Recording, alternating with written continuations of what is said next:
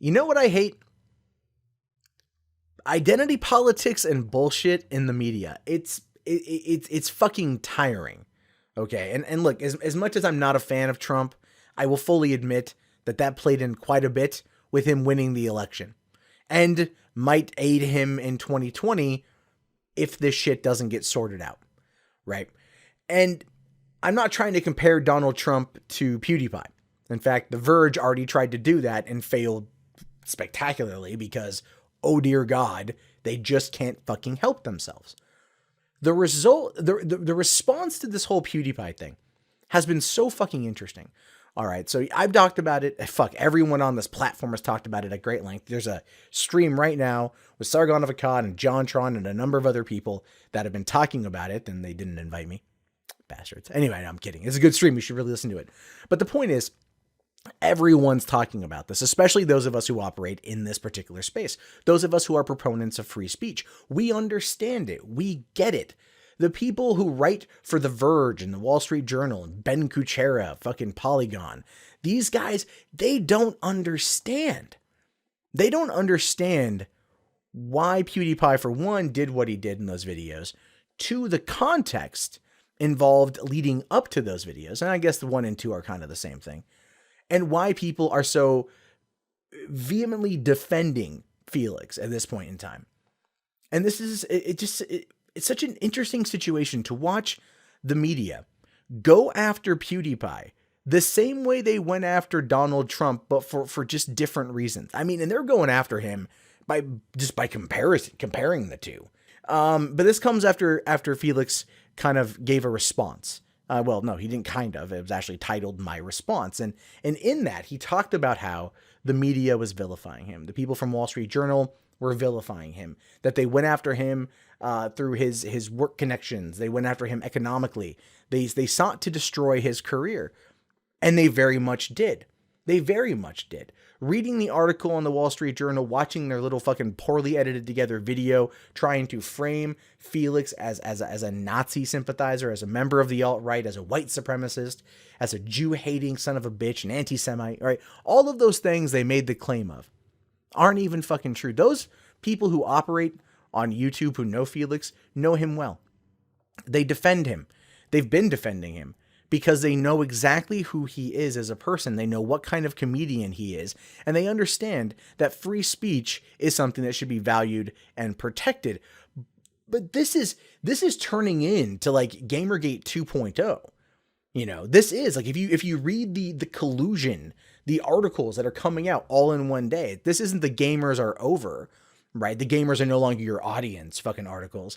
This is the PewDiePie, the top fucking YouTuber, 54 million subscribers, I think, or close to 54 million subscribers, is an alt-right white supremacist, right? Is a poster boy for dailystormer.com, which they've actually changed their front page to have the Three Musketeers with the faces of the men who wrote the fucking Wall Street Journal article. So that's fucking funny. Who knew that the Daily Stormer had a sense of humor?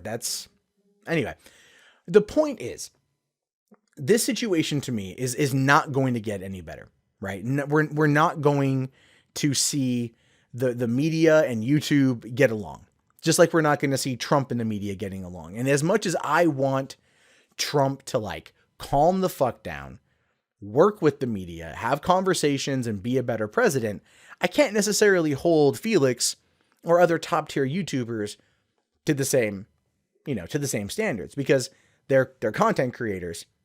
He's the fucking president. All right. And this is a quick side note. I've seen some people out there saying, oh, well, this response to PewDiePie is just gonna guarantee Trump 2020. This fucking dude, it's 4 years, 3.5 years. All right. Probably not going to happen like that. But that's not to say that certain things like that won't happen or it won't have some impact. And it all depends on kind of what happens next. See, PewDiePie is in this fantastic position right now. He is essentially a free agent. He can choose to stay on YouTube, which he says he's going to. He's not going anywhere. Or he can migrate to something else, like vid.me, for example. An up-and-coming video platform, one that just received $6 million in seed funding from an investor, one that actually has the chance of becoming a competitor to YouTube, right? And he could do something like that. He probably won't, but that's an option. But the thing is this, you know, when PewDiePie made the joke about how these people are just upset at him because he gets more views than they do, he makes more money than they do, and they probably feel that they do harder labor than he does, and they get paid way less, which, let's be perfectly fair here, is probably accurate.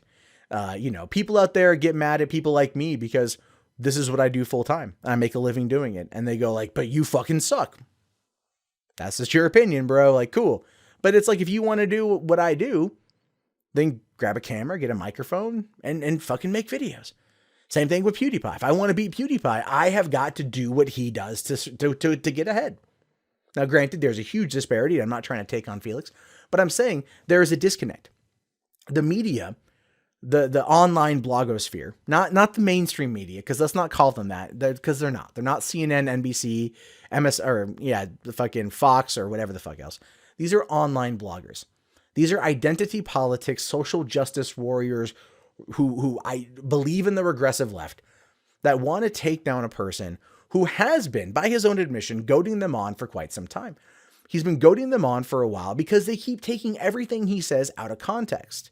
You know, a few months ago, they called him a racist, so he just started going at them harder because, quite frankly, he can hit fuck it mode pretty quick and not even have it directly affect him in the short run.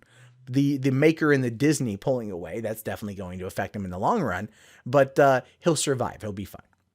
But you can tell that the media right now, the online media, the bloggers, they don't know how to respond to someone like him because they can't shame him in the way that they wanted, right? When they came after him for being a racist, they wanted him to grovel at their feet. They wanted him to get on camera and cry like the fucking comet scientist, Matt Taylor, I think his name is, right? They wanted that kind of power over him. They wanted to lord what he had said in a video over him and have him grovel at their feet, kiss the ring, maybe just lick the tip. And so they can show him that they are in control. But when they go up against the top dog on the largest video platform on the web, and one that isn't going to not be that for quite some time, or if ever, he didn't give a shit. He didn't play their game.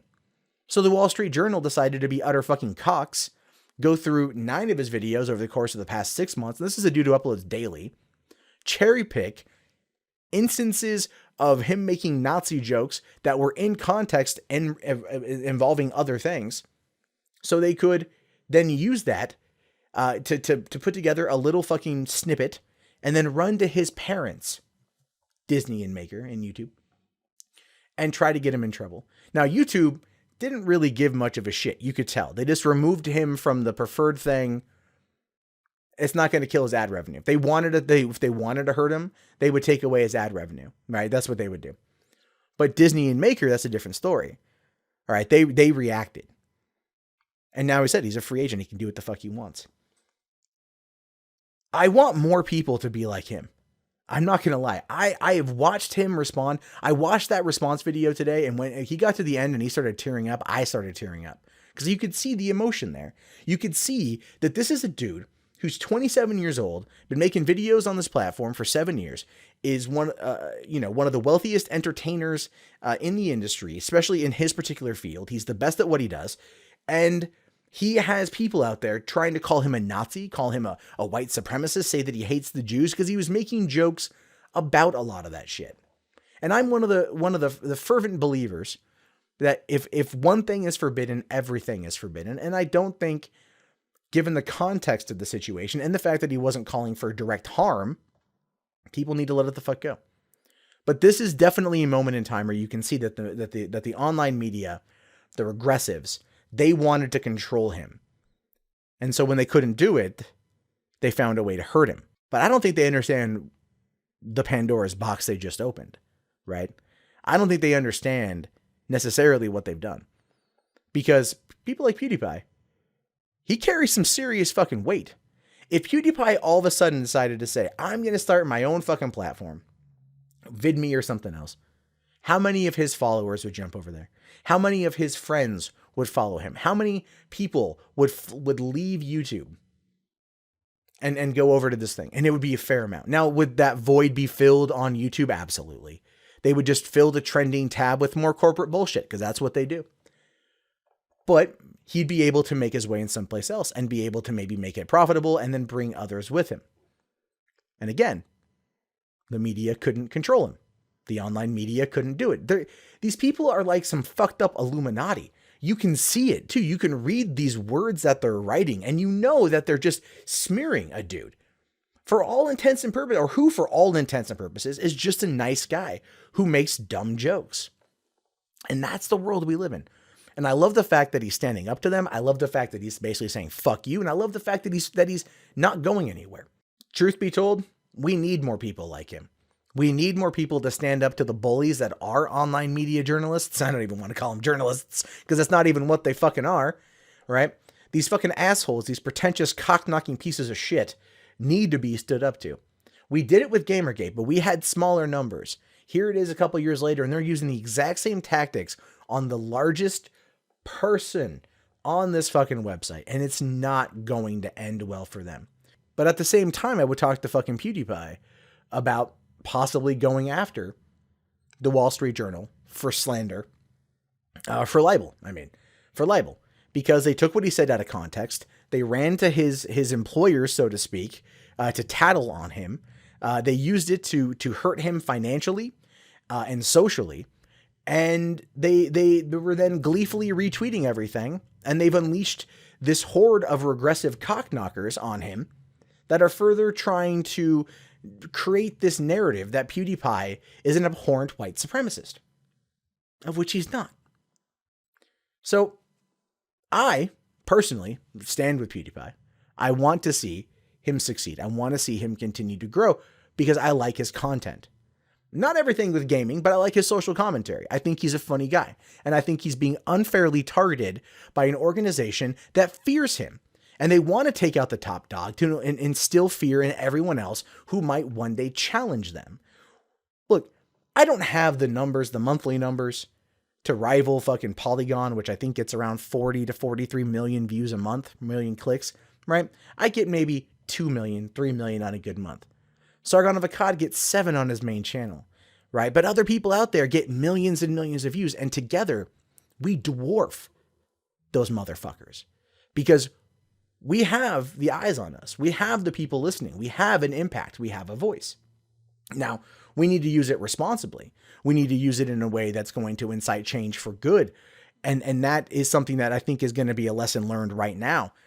But also, I think PewDiePie needs to do the same thing. Kick these fuckers where you can and come the fuck out on top. That should be his next step. I don't know what it's going to be. This is just merely my suggestion, but I'm very curious to see what happens. And I hope he gets his revenge because he really fucking deserves it. And I want to know your guys' thoughts. What do you think? Write them down in the comments. My name is Monday Matt. If you guys like the video, toss it a thumbs up. If you're new here, slap on that subscribe. I post new content pretty much every single day. I'll talk to you guys all later. Have yourself a fantastic day and peace out.